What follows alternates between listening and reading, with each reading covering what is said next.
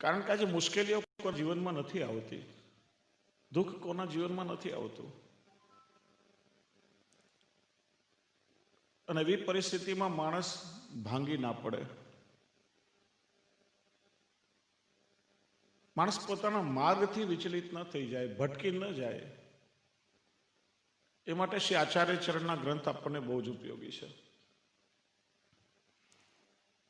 સૌથી પહેલા નવરત્નમાં શ્રી મહાપ્રભુજી સમજાવ્યું, ચિંતા કાપીને કાર્ય નિવેદિતાત્મ ભી કદાપિતિ ભગવાન આપી પુષ્ટિસ્તો ન કરિષ્યતિ લૌકિકીમ ચ ગતિમ. પુષ્ટિજીવોએ, વૈષ્ણવોએ ચિંતા ક્યારે કરવી નહીં. કોઈ પણ લૌકિક ચિંતા તમે ન કરો. વિશ્વાસ રાખો કે ભગવાન શ્રી કૃષ્ણ પુષ્ટિ પુરુષોત્તમ જેનો તમે આશ્રય કર્યો છે, ક્યારેય તમારી લૌકિક ગતિ નહીં થવા દે, એ દ્રઢ વિશ્વાસ રાખો.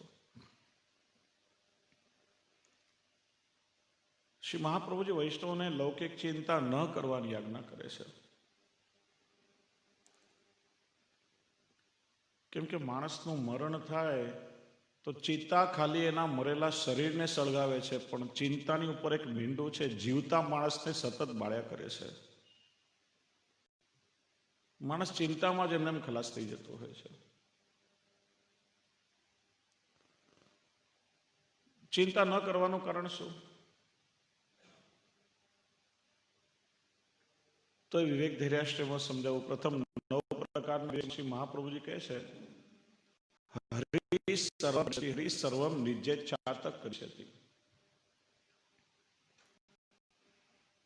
જગતમાં જે કંઈ થાય છે એ બધું જ કરનારા પ્રભુ છે. પ્રભુ જે કરે છે પોતાની ઈચ્છાથી, નિજ્જેચ્છાત, પોતાની ઈચ્છાથી અથવા પોતાના નિજજનોની ઈચ્છાથી કરે છે. પ્રભુની ઈચ્છા વગર આ જગતમાં એક પાંદડું પણ હલતું નથી. તમારી ઈચ્છાથી કંઈ નહીં થાય, જે થશે પ્રભુની ઈચ્છાથી જ થશે. તો પછી ચિંતાઓ કરવાથી શું?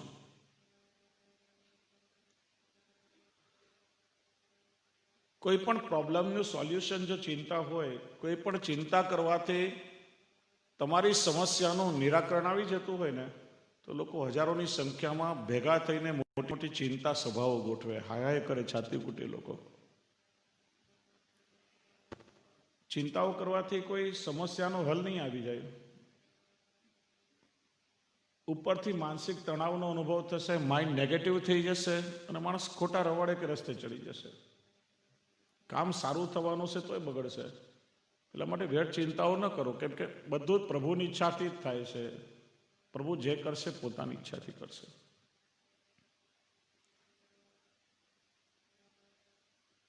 ભાગવતજીમાં સુખદેવજી પરીક્ષિતને બહુ સુંદર વાત કહે છે. રાજા તો સૌથી પહેલા તો ઘડી ઘડી ભૂતકાળને યાદ કરવાનું છોડી દે. ભૂતકાળની વાતો યાદ કરી કરીને દુઃખી ન થાય, કેમ કે ગયેલો સમય હવે પાછો નહીં આવે, જે વીતી ગયો છે. ઘણા લોકોને ટેવ હોય ભૂતકાળમાં જીવતા હોય. 20 વર્ષ પહેલા તો અમે એક નાનકડી રૂમમાં રહેતા હતા, અમારા ઘરે કંઈ હતું નહીં, તમારા ભાઈ સાયકલ લઈને ફરતા, માંડ ઘર ચાલે એટલું. અમે અત્યારે ભગવાને રહેવા માટે આલિશાન બંગલો આપ્યો છે, તો 20 વર્ષના એ દુઃખને યાદ કરીને શું ફાયદો છે?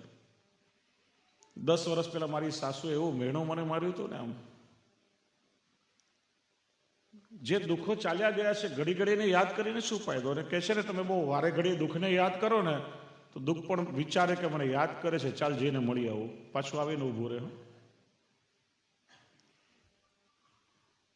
ભૂતકાળથી યાદ ના કરો ઘડી ઘડી. ભવિષ્યના કોઈ ભયથી ભયભીત ના થાઓ.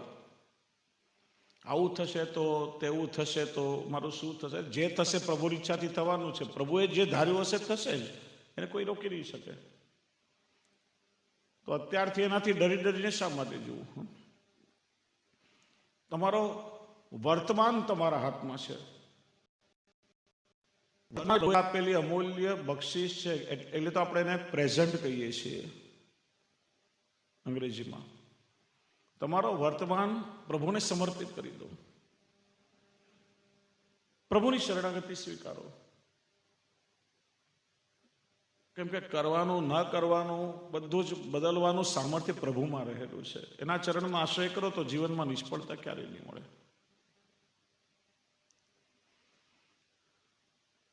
એટલા માટે હરિ સર્વમ કરી શકે. જે થશે પ્રભુની ઈચ્છાથી થશે.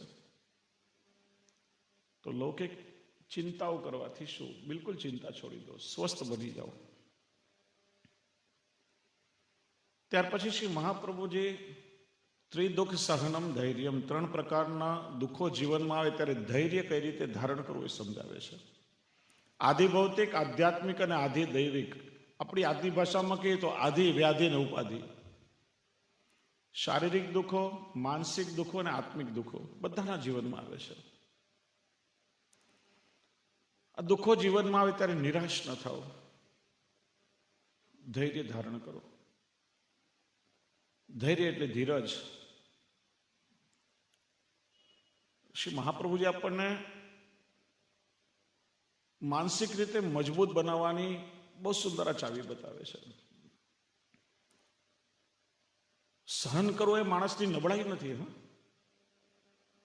એનું નામ જ છે સહન શક્તિ. જે માણસ જેટલું જીવનમાં વધારે સહન કરે છે એટલું જ એનું મનોબળ વધારે મજબૂત થતું જાય છે. એની શક્તિ, એની ક્ષમતા અનેક ગણી વધી જાય છે. તમે જો અત્યારે શિયાળો આવ્યો, ઠંડી પડે છે, આપણે લોકોએ શાલ ઓઢવી પડે, સ્વેટર પહેરવું પડે, રાતના બ્લેન્કેટ ઓઢવું પડે. પેલા રસ્તામાં કૂતરા, બિલાડા, ગાય, ભેંસ કોઈને સ્વેટર કે શાલ પહેરીને ફરતા જોયા?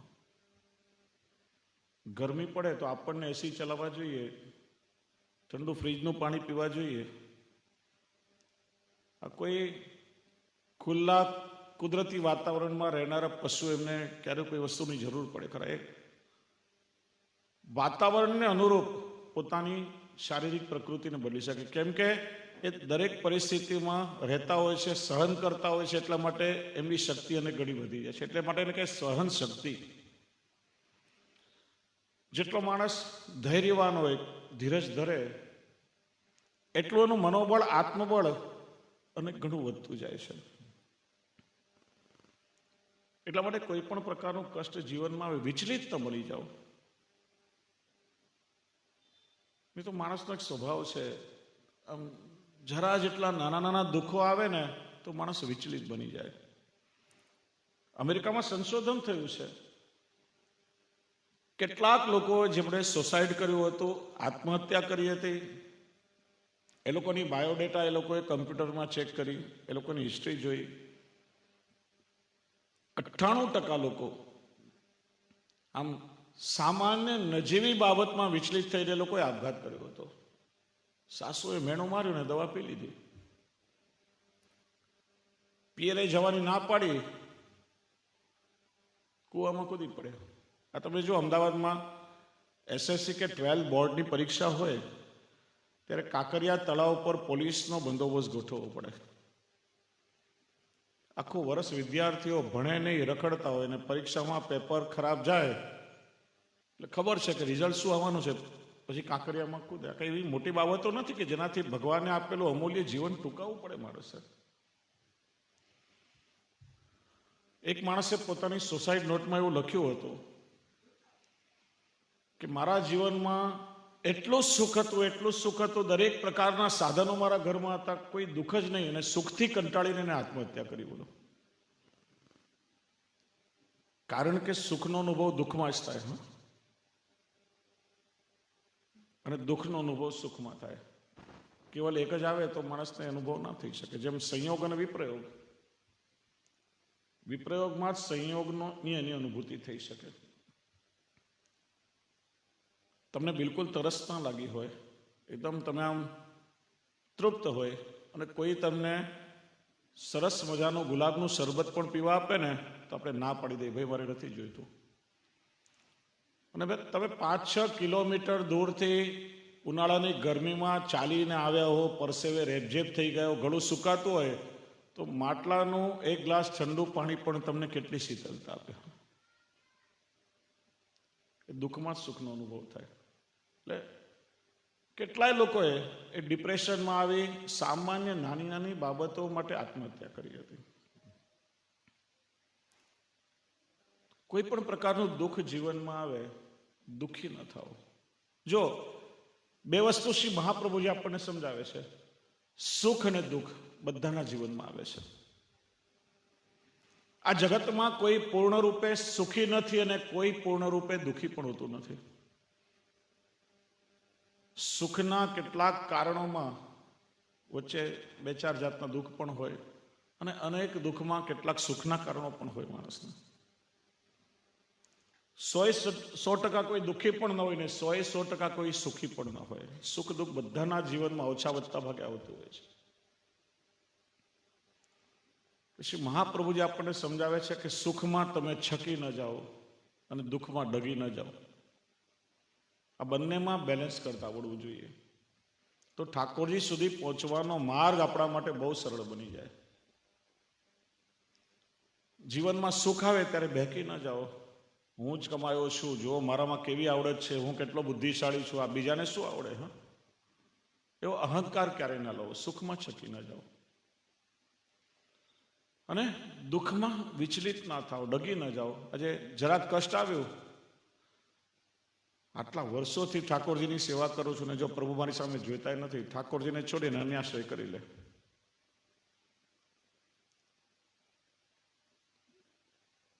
દુઃખમાં ડગી ન જાઓ. હું ઘણી વાર ઉદાહરણ આપું છું. એક પનિહારી પોતાના માથા પર પાણીનો કવી જાય ને જો એ ઘડામાંથી આમ પાણી છલકાઈ રહ્યું હતું, જોયું. કવિ એટલે જે પ્રકૃતિની સાથે સંવાદ રચી શકે, કુદરત સાથે જે કીર્તન કરીને નામ કવિ. એ પેલા ઘડાને કહે છે, અરે ઘડા, આ પનિયારીએ તને માથા પર ઉપાડ્યો એટલે તું બહેકી ગયો છે, છકી ગયો છે, માટે છલકાય છે. ત્યારે પેલા ઘડાએ કહ્યું, એ પણ કવિએ સાંભળ્યું. ઘડો કે કર્યું, આ પનિયારીએ મને ખરીદ્યો, મારા ગળામાં દોરડો બાંધી અને મને કૂવામાં ઉતાર્યો. ત્યાં જલથી એટલે જીવનથી મારે સભર થવું પડ્યું. વળી પાછો અથડાયા કુટાયા વગર ફૂટે નીકળ્યો ત્યારે આ પનિયારીએ મને માથા પર ઉપાડ્યો છે. આટલી કસોટીઓમાંથી હે પાર ઉતર્યો. આ તો હર્ષના અશ્રુ છે, બેકવાની તો કોઈ વાત જ આવતી નથી. એમ શ્રી મહાપ્રભુજી સમજાવે છે કે સુખમાં છકી ના જાઓ, અહંકાર ના કરો, દુઃખમાં ડગી ના જાઓ, કેમ કે બંને પ્રભુની ઈચ્છાથી આવે છે. તમારા જીવનમાં તમને કોઈ સુખ મળે, તમારી પ્રભુની કૃપા, અને તમારી ઈચ્છાથી વિરુદ્ધ થાય તો સમજો પ્રભુની ઈચ્છા. અનુકૂળ સમય હોય પ્રભુની કૃપા અને પ્રતિકૂળ સમય હોય તો પ્રભુની ઈચ્છા. આ બંને સ્વીકારવી જ પડે, કેમ કે ત્યાં તમારું કંઈ ચાલશે જ નહીં. જે પ્રભુની ઈચ્છા છે થવાનું છે. એટલે ત્રણેય પ્રકારના દુઃખ જીવનમાં આવે: શારીરિક, માનસિક કે આત્મિક, ભગવત સંબંધી. શારીરિક દુઃખો આપણા શરીર પર માંદગી, રોગ આદિ આવતા હોય છે. માનસિક દુઃખો મોટા ભાગે સમાજમાંથી આવતા હોય છે. લોકો આપણી ઉપેક્ષા કરે, કોઈ આપણી નિંદા કરે અને મન વિચલિત થઈ ગયું. અરે લોકો છે કરે, કારણ કે લોકોનો સ્વભાવ છે. આજે તમે લોકો માટે કંઈ સારું કામ કરો, તમે જ્યાં સુધી લોકોને ઉપયોગી હોય ત્યાં સુધી તાલી અને નહીં તો ગાલી. સમાજનો સ્વભાવ છે. જેમણે સીતાજીને છોડ્યા નથી, જેમણે ભગવાન શ્રી કૃષ્ણને છોડ્યા નથી, એમની પાસે આપણે શું અપેક્ષા રાખવાની? સીતાજી પર ચારિત્રનો આક્ષેપ લગાડ્યો, ભગવાન શ્રી કૃષ્ણ ઉપર સેવંતક મણીના ચોરીનો આરોપ લગાડ્યો. લોકોને એવું લાગે કે આ માણસ ઉપયોગી છે ત્યાં સુધી હાર તોરા પહેરાવે, સ્વાગત સન્માન કરે. એવું લાગે કે આ માણસ હવે કામનો નથી, એ આપણી ઉપેક્ષા પણ કરે. ક્યાં સુધી આપણે એને મન પર લેવાનું? એટલે માનસિક દુઃખો મોટા ભાગે બહારથી સમાજમાંથી આવે છે. આત્મિક એટલે ભગવત સંબંધી. ઠાકોરજીની સેવામાં ઘણીવાર વિપ્રયોગ સહન કરવો પડે આદિ. તો ત્રિદુઃખ સહનમ ધૈર્યમ, તમે વિચલિત ન થાઓ. ભગવદ ઈચ્છા માની અને સમય પસાર કરો. આજે દુઃખ છે તો જીવનમાં ક્યારે સુખ પણ આવશે. બહુ સુખ હોય તો એનો જાજો ભરોસો ન કરો, કારણ કે આ બધું કાયમ સ્થિર રહેતું નથી. હું ઘણી વાર કહું છું, એક ગામની બહાર એક જૂનું પુરાણું મંદિર હતું. અયોધ્યાથી કોઈ સાધુ આવીને ત્યાં રોકાયો. 5-6 દિવસ થયા, વિચાર્યું કે કોઈ મંદિરમાં દર્શન કરવા આવતું નથી. ગામમાં લોકો બહુ સુખી હોવા જોઈએ, કેમ કે જીવનો સ્વભાવ છે, દુઃખ આવે ત્યારે જ ભગવાનની યાદ આવે. સુખમાં માણસ ભગવાનને ભૂલી જતો હોય છે, જીવનો સ્વભાવ જેવો હોય. એટલે તો કુંતાજીએ ભાગવતજીમાં ભગવાન પાસે દુઃખ માંગ્યું છે. ભગવાને કુંતાજીને વરદાન માગવાનું કહ્યું ત્યારે કુંતાજીએ ભગવાન પાસે માગ્યું કે પ્રભુ, મને એવું વરદાન આપો કે મારા અને મારા સંતાનોના જીવનમાં હંમેશા દુઃખ જ દુઃખ આવે. ભગવાન કે ભાઈ, તમે હોશમાં તો છો ને, શું માગો છો? જગતના લોકો મારી પાસેથી હંમેશા સુખ માગે છે, ને તમને હવે બધું સુખ મળ્યું ને તમે દુઃખ માગો છો. પ્રભુ, હું સમજીને માગું છું, કેમ કે આ જગતના લોકોના સ્વભાવને હું સારી રીતે જાણું છું. સુખ કે માથે શીલ પડો હરિ હૃદય સે જાય, બલિહારી વા દુઃખ કી જો પલ પલ નામ જપાય. લોકોનો સ્વભાવ છે કે જ્યારે સુખ આવે ત્યારે બધા તમને ભૂલી જાય છે. દુઃખમાં જ નિરંતર તમારું સ્મરણ થાય છે. પ્રભુ, આપને ભૂલવાડી દેવું સુખ મારે શું કામનું? અમને એટલું દુઃખ આપો કે ક્ષણ માત્ર પણ અમે આપને ના ભૂલીએ, પલ પલ આપના નામનું સ્મરણ થાય.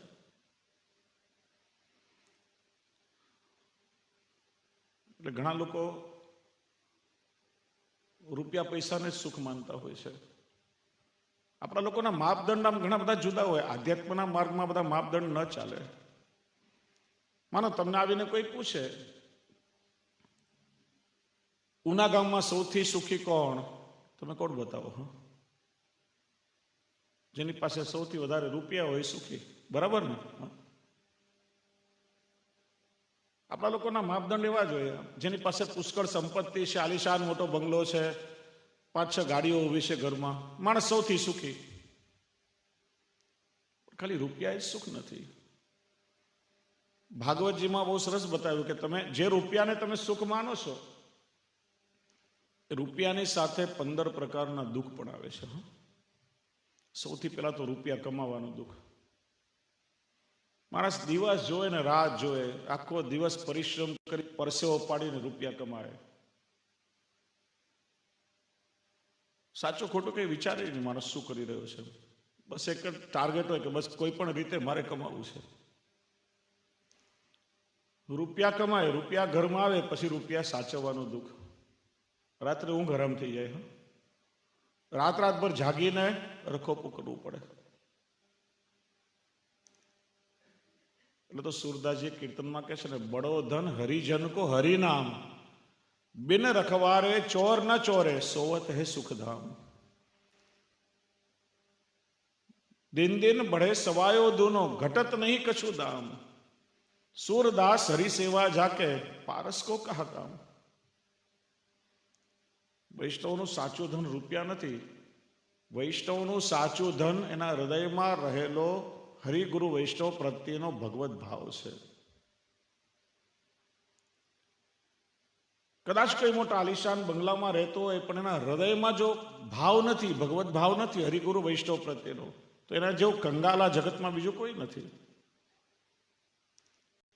અને કોઈ એક વૈષ્ણવ કદાચ એક ઝૂંપડામાં રહેતો હોય, એના મુખમાં ભગવત નામ છે, એના ઘરમાં વૈષ્ણવનું સત્કાર છે, આતિથ્ય છે, હૃદયમાં હરિગુરુ વૈષ્ણવ પ્રત્યે ભગવત ભાવ છે, તો એના જેવો ધનવાના જગતમાં બીજો કોઈ નથી.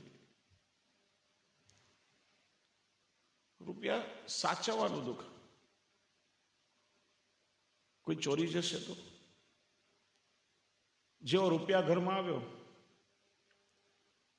પરિવારમાં એકબીજા પર અવિશ્વાસ, આ બધાની નજર મારા રૂપિયા પર છે. પછી આવે અહંકાર, હું જ રૂપિયા કમાયો છું, મારા જેવી આવડત બુદ્ધિ કોનામાં છે? પછી આવે ક્રોધ. અહંકારના કારણે વાત વાતમાં માણસ બીજાને નીચું દેખાડવાનો પ્રયત્ન કરે. પછી આવે પરિવારમાં જુદાપણું. મોટા ભાગે તમે જુઓ, સંયુક્ત પરિવાર સંપત્તિના કારણે જ વિભક્ત થઈ જતા હોય છે. સારા સારા ઘરો રૂપિયાના પરિણામ જુદા પડી જાય, બાપથી દીકરો જુદો થઈ જાય, પતિ પત્ની જુદા થઈ જાય. હું લંડનમાં હતો થોડા વર્ષો પહેલા, એક ભાઈને 27 મિલિયન પાઉન્ડની લોટરી લાગી. બીજે દિવસે એની ઘરવાળીએ લો શૂટ કર્યો એના પર. મને ડાયવોર્સ જોઈએ છે, આમાંથી 50% મારો અધિકાર છે, મને મારા રૂપિયા આપને, તારે જે કરવું એ કર. છૂટાછેડા લીધા. 2 વર્ષ પહેલા એ ભાઈને મળ્યો, એક નાનકડી ઓરડીમાં સાવ એકલવાયું જીવન બિચારો જીવી રહ્યો છે. ન હોય ત્યાંથી સગાવાલા પેદા થઈ ગયા રૂપિયાના કારણે. જીવું હરામ થઈ ગયું એનું. પરિવારમાં જુદાપણું આવે. પછી થાય કોમ્પિટિશન, સ્પર્ધા. પેલો મારા કરતા વધારે રૂપિયા કેમ કમાય, હું એનાથી આગળ નીકળી જાઉં. 2 બિઝનેસમેન હોય, પછી એમાં કોમ્પિટિશન શરૂ થાય. પછી શત્રુ વધે. જેમ સંપત્તિ વધે, માણસના શત્રુ પણ વધતા જાય. પછી એના ઘરમાં આવે અધર્મ.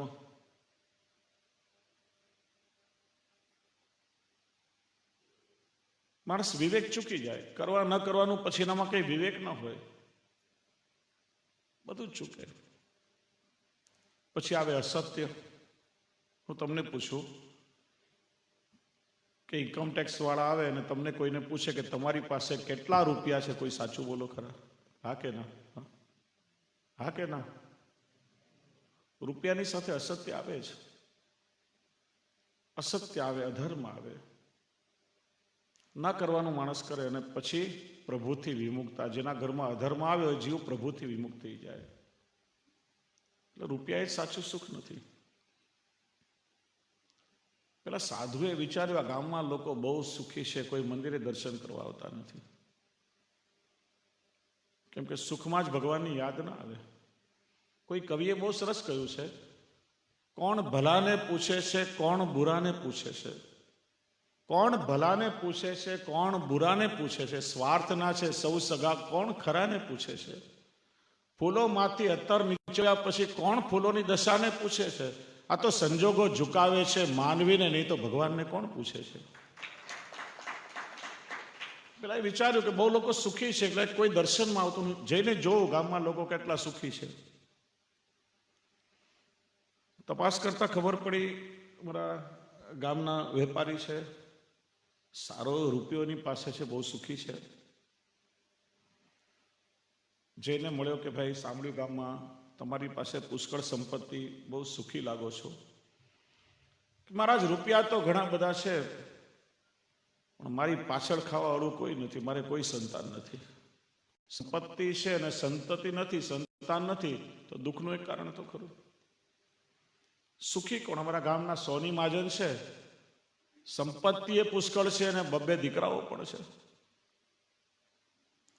સોની મહાજનને ત્યાં આવ્યો, સાંભળ્યું તમે બહુ સુખી છો, સંપત્તિ પણ છે અને સંતાન પણ છે, 2 દીકરાઓ છે. પેલો કે 2 દીકરાઓ છે, બેમાંથી એકે મારા કયામાં નથી. દીકરાઓ હોય ને પાછા આપણા કયામાં ન હોય તો એ પણ દુઃખનું જ કારણ છે ને. ઘણા મા બાપ સંતાન મેળવવા માટે રડતા હોય ને ઘણા સંતાનના કારણે રડતા હોય છે. સુખી કોણ? કે અમારા ગામના નગર શેઠ. અરે સાક્ષાત લક્ષ્મીનો વાસ એના ઘરમાં છે. મોટી મોટી આલીશાન હવેલીઓ છે, સેંકડો એકરના બાગ બગીચાઓ છે, ઘરમાં નોકર ચાકર છે, રામ લક્ષ્મણ ભરત શત્રુઘ્ન જેવા 4 સંસ્કારી દીકરાઓ છે, સંસ્કારી પુત્ર વધુ છે, એમને ત્યાં નાના બાળકો છે, ભરેલો પરિવાર. એના જેવું સુખી બીજું કોણ હોય? નગર શેઠને ત્યાં આવ્યા. આખા ગામમાં તપાસ કરતા ખબર પડી કે ગામમાં સૌથી સુખી તમે છો. સંપત્તિ છે, ઐશ્વર્ય છે, સંસ્કારી બાળકો છે, પુત્ર વધુઓ છે, દીકરાના દીકરા છે, ભરેલી વાડી છે. એટલે આમ તો ભગવાને આપેલું બધું જ ભૌતિક સુખ મારી પાસે છે. દરરોજ 300-400 માણસો મારા ઘરે જમતા હોય, પણ ડોક્ટરે મને કહ્યું છે કે તારે મગનું પાણી પીને રહેવાનું. ડાયાબિટીસની ગોળી રોજ ખાઉં છું ને રાત્રે ઊંઘની ગોળી ન ખાઉં ત્યાં સુધી ઊંઘ આવતી નથી. તો સુખી કોણ?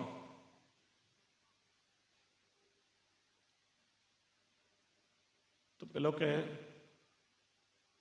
કોઈ તન દુખી, કોઈ ધન દુખી, કોઈ મન સે રહે ઉદાસ. કોઈ તન દુખી, કોઈ ધન દુખી, કોઈ મન સે રહે ઉદાસ. ઓછા વધતા સૌ દુખી, એક સુખી હરિરો દાસ. મેં સાંભળ્યું છે કે થોડા દિવસથી ગામની બહાર મંદિરમાં અયોધ્યાથી કોઈ સાધુ આવીને ઉતર્યો છે, બહુ સુખી, એને કોઈ ચિંતા નહીં, એના જેવો સુખી બીજો કોણ? પેલો ક્યાં તો હું જ સુખી હતો ને ગામમાં સુખ શોધવા નીકળ્યો. એટલે કોઈ પૂર્ણ રૂપે સુખી ના હોય ને કોઈ પૂર્ણ રૂપે દુખી ના હોય. શ્રી મહાપ્રભુજી સમજાવે જીવનમાં દુઃખમાં દુઃખી ન થાવ, સુખમાં છકી ન જાઓ. ગમે તેવી પરિસ્થિતિમાં ધૈર્ય ધારણ કરો તો તમે જીવનમાં સ્થિર થશો. અને જ્યારે વિવેક અને ધૈર્ય આપણામાં આવી જાય ત્યારે ભગવત ચરણારવિંદનો આશ્રય દ્રઢ થઈ જાય, પછી આપણને કોઈ વિચલિત ન કરી શકે. એ જ વાત શ્રી મહાપ્રભુજી કૃષ્ણાષ્ટકમાં સમજાવે છે. સર્વ માર્ગે સુનશ્રેષુ કલ ધર્મિણી. પ્રભુને પ્રાપ્ત કરવાના બધા માર્ગો કલિયુગમાં નષ્ટ થયા છે. માર્ગ એટલે મૃગ ધાતુ પરથી માર્ગ શબ્દ પડ્યો. મૃગ એટલે શોધવું. જંગલમાં પેલો શિકારી પશુઓને શોધવા નીકળે એટલે મૃગયા કહેવાય. મૃગ એટલે શોધવું. માર્ગ એટલે પ્રભુને શોધવાનો રસ્તો. એટલે પ્રાય દરેક સંપ્રદાય સાથે માર્ગ શબ્દ જોડાયો. જ્ઞાન માર્ગ, કર્મ માર્ગ, પ્રપત્તિ માર્ગ, યોગ માર્ગ, તપ માર્ગ, ભક્તિ માર્ગ, પુષ્ટિ માર્ગ વગેરે. શ્રી મહાપ્રભુજી આજ્ઞા કરે છે પ્રભુને પ્રાપ્ત કરવાના બધા માર્ગો નષ્ટ થયા છે. કેમ કે ધર્મના 6 સાધનો દેશ, કાલ, કર્મ, મંત્ર, દ્રવ્ય અને કર્તા બધું જ કાળના પ્રભાવથી અશુદ્ધ થયું છે. તમે વિચારો કે અમુક સ્થાનમાં જવું તો મારો ઉદ્ધાર થઈ જાય, તો દેશો પણ બધા પવિત્ર થયા છે. કાલ વિપરીત છે, કલિયુગનો સમય ચાલી રહ્યો છે. કર્મોનું આજે આપણને જ્ઞાન રહ્યું નથી. મંત્ર દેવોને આધીન છે, મંત્રના દેવો તિરોહિત થયા છે, મંત્ર પણ ફલ આપનારા રહ્યા નથી. સાધનો બધા અશુદ્ધ છે. કોઈ સાધનથી તમને ભગવાન મળી જાય એ તમે માનો તો તમારી ભૂલ છે. ભગવાન કોઈ સાધનને આધીન નથી. ના, કલિયુગમાં બધા સાધનો નિષ્ક્રિય થયા છે. એક જ સાધન છે કલિયુગમાં. દરેક શ્લોકના અંતે શ્રી મહાપ્રભુજીએ પંક્તિમાં છે કૃષ્ણ એવ ગતિર્મમ. ગતિ એટલે આશ્રય. પ્રભુના ચરણનો દ્રઢ આશ્રય કરો. પ્રભુ જો મળશે તો કેવલ એની કૃપાથી જ મળશે, કોઈ સાધનથી નહીં મળે. તમે એવું માનો કે હું 5 માળા કરું ને મને ઠાકોરજી મળી જાય. તમે એવું વિચારો કે હું યાદ કરું તો પ્રભુ મળી જાય. તમે એવું વિચારો હું ઘરમાં ઠાકોરજીની સેવા કરું તો મને ઠાકોરજીના દર્શન થઈ જાય. કોઈ સાધનોથી ભગવાન ન મળે. હવે તમે વિચારો કે 5 માળા કરવાથી જો ભગવાનની કૃપા થઈ જાય તો માળા મોટી કે ભગવાનની કૃપા મોટી? હા, 5 માળા કરવાથી ભગવાનની કૃપા ન થાય, પણ ભગવાનની કૃપા થાય ને તો વર્ષોથી કબાટમાં પડેલી માળા જડે ને કરવાનું મન થાય. યાત્રા કરવાથી પ્રભુ ના મળે, પણ ઠાકોરજીની કૃપા થાય તો વ્રજમાં જવાનું સૌભાગ્ય મળે. ઠાકોરજીની કૃપા થાય તો ઘરમાં ઠાકોરજીનું સ્વરૂપ પુષ્ટાવીને પ્રભુની સેવા કરવાનું મન થાય, ભાવના જાગે. કોઈ સાધન કરવાથી ભગવાન ન મળે. પ્રભુ કોઈ સાધનોને આધીન નથી, પ્રભુ સ્વતંત્ર છે. મળશે તો કેવલ એમની કૃપાથી મળશે. એમના ચરણનો આશ્રય કરો, કેમ કે કૃષ્ણ અત્યંત કૃપાળુ છે. એનો સ્વભાવ છે કે અનંત અનંત દોષો કરીને પણ કોઈ જીવ જ્યારે કૃષ્ણના ચરણ પકડી લે, એના પર અહેતુકી કૃપા વરસાવી, એ પ્રભુનો સ્વભાવ છે. સ્વભાવ કોને કહેવાય? આમ આપણી અંદર વણાઈ ગયેલો હોય, બહુ કોશિશ કરીએ તો જલ્દી બદલાય નહીં.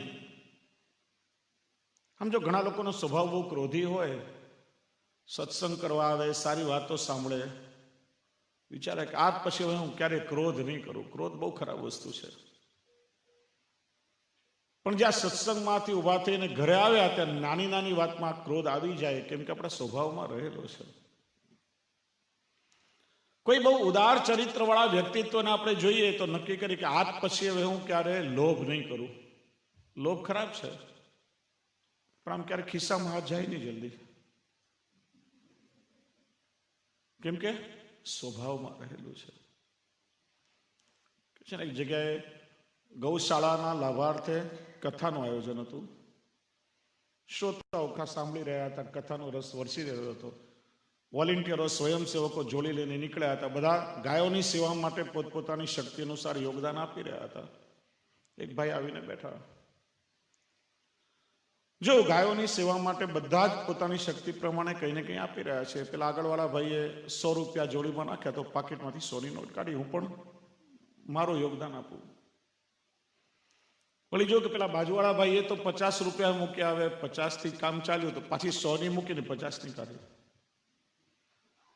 વળી જો પેલા ભાઈએ તો 10 રૂપિયા મૂક્યા, હવે 10થી પણ કામ થઈ જાય ને, પાછી 50ની પાકીટમાં મૂકીને 10ની નોટ કાઢી. એમ કરતા એક રૂપિયા પકડ્યો.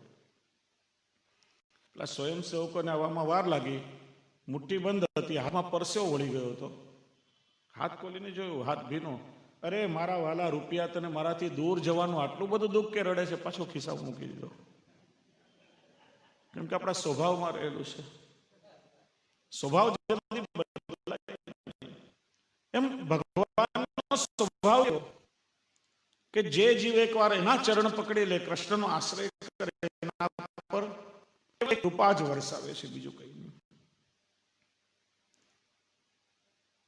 ભાગવતજીમાં જ્યારે વર્ણન છે, જ્યારે વિદુરજી અને ઉદ્ધવજી વ્રજમાં બંને ભેગા થયા પ્રભુના સ્વધામ ગમન પછી,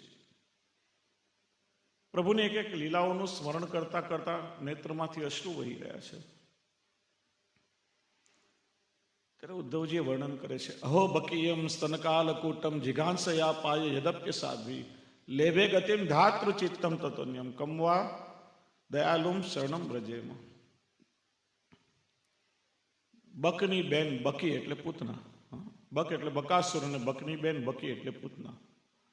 આમ લૌકિકમાં જ આપણે બકાને બકી કહીએ ને, કોઈને બકી ના કહેશો, પૂતના થાય એનો અર્થ. બકની બેન બકી પૂતના સ્તન ઉપર કાલકૂટ વિષ્ણુ લેપન કરી કૃષ્ણને મારવા માટે આવી. પણ કૃષ્ણનો સ્વભાવ તો જુઓ, પોતાને મારવા માટે આવી એ પૂતનાને પણ જેને માની ઉત્તમ ગતિ આપી દીધી, તો કૃષ્ણથી વધારે દયાળુ બીજું આ જગતમાં કોણ છે કે જેના ચરણનો આશ્રય આપણે કરવો જોઈએ? પ્રભુનો સ્વભાવ છે. ભાગવતજીના મંગલાચરણના પહેલા જ શ્લોકમાં કૃષ્ણનો પરિચય આપ્યો. કૃષ્ણ કેવા? સચ્ચિદાનંદ રૂપાય વિશ્વોત્પત્યાદિ હેતવે તાપત્રય વિનાશાય શ્રી કૃષ્ણાય વયમ નમઃ. ભગવાનની આકૃતિ, કૃતિ અને પ્રકૃતિ, આ ત્રણે સમજાવી, ત્રણે દ્વારા પરિચય આપ્યો. ભગવાન કેવા? સચ્ચિદાનંદ રૂપાય. સચ્ચિત અને આનંદ રૂપ છે. ભગવાનનો સદઅંશ એટલે આ દ્રશ્યમાન જગત. ભગવાને પોતાના સદઅંશમાંથી આ જગત પ્રગટ કર્યું છે. જગત ભગવાનનો સદઅંશ છે. એટલે તો શંકરાચાર્યજીના માયાવાદનું શ્રી મહાપ્રભુજીએ શુદ્ધાદ્વૈત બ્રહ્મવાદથી ખંડન કર્યું. માયાવાદ કે છે બ્રહ્મ સત્ય, જગત મિથ્યા. શ્રી મહાપ્રભુજી આજ્ઞા કરે છે બ્રહ્મ સત્ય અને જગત પણ સત્ય છે, સંસાર મિથ્યા છે. બ્રહ્મ સત્ય છે તો સત્યનું સર્જન મિથ્યા કેમ હોય? આ જગત બ્રહ્મનું આદિ ભૌતિક સ્વરૂપ છે. પોતાના સદઅંશમાંથી ભગવાને પોતે ક્રીડા કરવા માટે આ જગતનું સર્જન કર્યું છે. મહાપ્રભુજી જગત અને સંસારને જુદા બતાવે છે. સંસાર અહંતા મમતાથી ભરેલો છે એટલા માટે મિથ્યા છે. ભગવાનનો સદઅંશ એટલે જગત, ભગવાનનો ચેદ અંશ એટલે આપણા જીવ. જે ગીતાજીમાં કહ્યું મમય વાંશો જીવ લોકે જીવ ભૂત સનાતન. આ જીવ મારો અંશ છે. કયો અંશ? આપણે પ્રભુના ચેદ અંશમાંથી જન્મ્યા છીએ. આપણે બધા પ્રભુનો અંશ છીએ. હવે એની ખાતરી શું? આપણે ઈશ્વરનું સર્જન છીએ, ઈશ્વરનો અંશ, એની ખાતરી શું? કોઈ કંપનીનું કોઈ પ્રોડક્શન હોય તો એ પ્રોડક્શન પર કંપનીનો હોલમાર્ક કે ટ્રેડમાર્ક લાગેલો, એ વસ્તુની ગેરંટી છે કે અમુક પ્રોડક્શન અમુક કંપનીનું છે. આપણે ભગવાનનું સર્જન છીએ, એની ખાતરી શું? તો ભગવાન શ્રી દ્વારકાધીશનું સ્મરણ કરો. ભગવાને 4 આયુધ ધારણ કર્યા છે: શંખ, ચક્ર, ગદા અને પદ્મ. દરેક માણસની આંગળીમાં, ફિંગરપ્રિન્ટમાં તમે જુઓ, દરેકમાં શંખ અને ચક્રની નિશાની હોય છે. ઓછા વત્તે ઓછા 10 આંગળીઓમાં શંખ અને ચક્રની નિશાની હોય છે. ભગવાને જ્યારે આપણું સર્જન કર્યું, પોતાના 2 આયુધના ચિહ્ન આપણને લઈને જ સાથે મોકલ્યા છે. અને એ વાતની ખાતરી છે કે આપણે પ્રભુનું સર્જન છીએ, ચિદ અંશ. અને આનંદ અંશ એટલે આપણી અંદર રહેલો આત્મા, જે બ્રહ્મનો અંશ છે સીધો. એટલે શ્રી મહાપ્રભુજી આજ્ઞા કરે છે ને, પ્રભુ આનંદ સ્વરૂપ છે. આત્મા અગ્નિમાંથી તણખો જુદો પડે એમ બ્રહ્મમાંથી જુદો પડ્યો છે. એટલે આત્માનું પરમાત્મા સાથે મિલન થાય, જીવને બ્રહ્મ સંબંધ થાય, ત્યારે જીવ પરિપૂર્ણ બને છે. ત્યારે જે જીવમાં એ ઈશ્વરી સામર્થ્ય પાછું આવે છે. ભગવાનના રૂપનો પરિચય આપ્યો. હવે ભગવાન કરે છે શું? વિશ્વોત્પત્યાદિ હેતવે. આ સૃષ્ટિનું સર્જન, સૃષ્ટિનું પોષણ અને સૃષ્ટિનો લય પ્રભુ કરે છે. એનો સ્વભાવ કેવો છે? તાપત્રય વિનાશાય. અનંત અનંત દોષો કરીને પણ જીવ એકવાર પ્રભુના ચરણ પકડી લે તો એના ત્રિવિધ તાપને પ્રભુ હરી લે છે. એટલે તો ભગવાનનું નામ હરિ છે. આપણા પાપ, તાપ અને સંતાપ પ્રભુ હરી લે છે. ગોપી ગીતમાં પણ ગોપીજનો કહે છે, પ્રણત દેહી નામ પાપ કર્ષણમ. જે પ્રભુને પ્રણત થાય છે એના પાપનું કર્ષણ ભગવાન કરે છે. પ્રણત એટલે કેવળ નત નહીં. આમ માથું ઝુકાવીને નમન કરીએ તો નત કહેવાય. પણ નમન અનેક પ્રકારે થાય. નમન નમન મેં ભેદે બહોત નમે નાદાન, દગલબાજ દૂના નમે ચિત્તા ચોર કમાન. કેવલ નમનની પ્રણત, સર્વસ્વ સમર્પણ પૂર્વક, આશ્રય પૂર્વક પ્રભુને નમન કરવું, એના ચરણનો દ્રઢ આશ્રય કરીને નમન કરવું, એ પ્રણત કહેવાય. ને જે જેવો આશ્રય પૂર્વક પ્રભુનો બની જાય, આશ્રય પૂર્વક એને વંદન કરે, એના પાપ, તાપ અને સંતાપને પ્રભુ હરી લે છે. એટલે એનું નામ હરિ છે. પ્રભુનો સ્વભાવ છે. સરસ એક પ્રસંગ સાંભળ્યો હતો પુરાણનો. યશોદા મૈયાને એકવાર મનોરથ થયો કે મારે યમુનાજીમાં 1.25 લાખ દીપદાન કરવું છે, 1.25 લાખ દીવડા તરાવવા છે. વ્રજની બધી ગોપીઓને બોલાવી કહ્યું કે જો મારો મનોરથ છે, મારે યમુનાજીમાં 1.25 લાખ દીપદાન કરવું છે, હું કેટલા દીવડા તરાવું? ચાલો આપણે બધા સાથે મળીને દીપદાન કરીએ. બધા યમુનાજીના કિનારે દીપદાન કરવા આવ્યા. પણ મૈયા કે જોજો આ વાતની ખબર કાનોડાને ન પડે. લાલાને ખબર પડશે તો કનૈયો નટખટ છે, તોફાની છે, ત્યાં આવીને કઈ ને કઈ બાલ લીલા કરશે. કાનોડાને ખબર ન પડે રીતે માં ને બધી ગોપીઓ યમુનાજીના કિનારે આવી યમુનાજીમાં દીપદાન કરે છે, દીવાઓ તરાવે છે. કનૈયાએ વિચાર્યું કે મૈયા આજે આપણાથી સંતાઈને, આપણાથી છુપાઈને કાંઈક કરી રહી છે. ચાલો આપણે જઈને જોઈએ માં શું કરે છે. કોઈની નજર ન પડે એ રીતે સંતાતો છુપાતો કાનોડો ત્યાં આવ્યો અને જે તરફ યમુનાજીનો જલ પ્રવાહ વહી રહ્યો હતો એ નીચાણવાળા ભાગમાં કેડ ડૂબ જલમાં જઈને ઊભો રહ્યો અને જે દીવડાઓ તરતા તરતા સામે આવે ને લઈને કિનારે તારવવા લાગ્યો. એક ગોપીની નજર પડી, બોલી મૈયા જુઓ, કાનોડો તો અહીંયા પાણીમાં ઊભો છે ને વધારે ઊંડો ઉતરતો જાય છે. હવે માનું હૃદય હતું, વાત્સલ્યથી મૈયાએ કહ્યું, બેટા અહીંયા પાણી ઊંડું છે, બહાર નીકળ, અહીંયા ઊભો રહીને શું કરે છે? કે માં તમે બધા જે દીવડાઓ તરાવો છો ને લઈને હું કિનારે તારું છું. માએ કહ્યું, બેટા હું છું, આટલી બધી અનેક ગોપીઓ છે, કેટલાના દીવડાને તું કિનારે તારવીશ? બોલે બધા દીવડાઓની જવાબદારી મારી નથી, પણ જે તરતા તરતા મારી સન્મુખ આવશે એને તારવાની જવાબદારી મારી. તરતા તરતા જે સન્મુખ આવશે એને તારવાની જવાબદારી મારી. એટલે તો આપણે કહીએ છીએ ને, શરણ આયે સોઈ તારે, જે જન શરણ આયે સોઈ તારે. આપણા જેવો કોઈ દીવડો ભવસાગરમાં તરતો હોય, તણાતો હોય, કાળના મોજાઓ સાથે અહીંયા ત્યાં ભટકતો હોય, શ્રી મહાપ્રભુજી જેવા સમર્થ ગુરુની કૃપા થાય અને બ્રહ્મ સંબંધ દ્વારા પ્રભુના ચરણમાં પહોંચાડી દે, પછી આપણને તારવાની જવાબદારી એની છે. પછી આપણે ચિંતા શું કરવાની? એટલા માટે શ્રી મહાપ્રભુજી કહે છે, કૃષ્ણનો આશ્રય કરો. એનો સ્વભાવ છે, એકવાર એના ચરણ પકડી લો પછી કૃપા સિવાય બીજું કંઈ નહીં કરે. એટલે બધા જ સાધનોની નિષ્ક્રિયતા બતાવીને શ્રી મહાપ્રભુજી કહે છે, કૃષ્ણ એવ ગતિર્મમ. આ કલિયુગમાં એક જ એવો સર્વોપરી દેવાધિદેવ છે કે જેનો તમે આશ્રય કરી શકો અને એની કૃપા તમે મેળવી શકો. એટલા માટે શ્રી મહાપ્રભુજી કહે છે કે આશ્રય કરો તો એવા સમર્થનો આશ્રય કરો જે બીજાનો આધાર બની શકે. આજે આપણે લોકો અનેક લૌકિક દેવી દેવતાઓનો અન્યાશ્રય કરતા કરતા મૂળ સુધી તો પહોંચી શકતા જ નથી. આમ ઘણા લોકોને વસ્તુનો વાંધો હોય કે ભાઈ આપણો હિન્દુ ધર્મ છે, પંચદેવની ઉપાસના મુખ્ય બતાવી છે,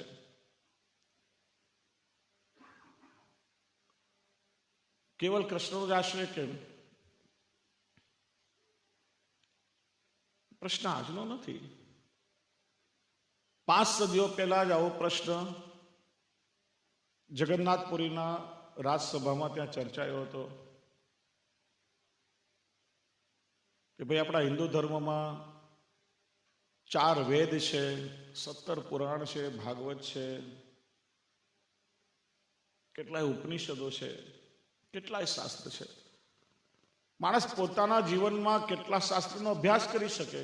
આપણે જીવતર ઓછા. આપણે માણસે પોતાના જીવનમાં દરેક શાસ્ત્રનો સાર સમજવો હોય તો સૌથી મોટું શાસ્ત્ર કયું છે? બધા શાસ્ત્રનો નિચોડ હોય. બીજો આપણા હિન્દુ ધર્મમાં કેટલાય દેવ દેવીઓ છે, 33 કોટી દેવો બતાવે છે. કેટલા થાય 33 કોટી? એટલે સાવ ખોટી વાત. આજ આપણી ગેરસમજ છે. આપણને કોઈ પૂછે તો આપણે કહીએ કે અમારા ધર્મમાં 33 કરોડ. કયા ગ્રંથમાં કરોડની સંખ્યા બતાવી? આપણે આપણી અજ્ઞાનતાનું બીજે પ્રદર્શન કરતા હોઈએ.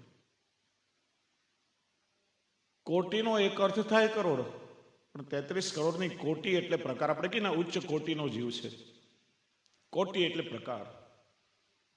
ઇન્દ્ર, રુદ્ર, વસુ, આદિત્ય, ધાતા, અશ્વિની કુમારે મળીને કુલ 33 પ્રકારના દેવદેવીઓ છે. 33 કરોડ નથી. બધા પ્રકૃતિને આધીન છે. તમે કેટલાને રાજી રાખી શકો?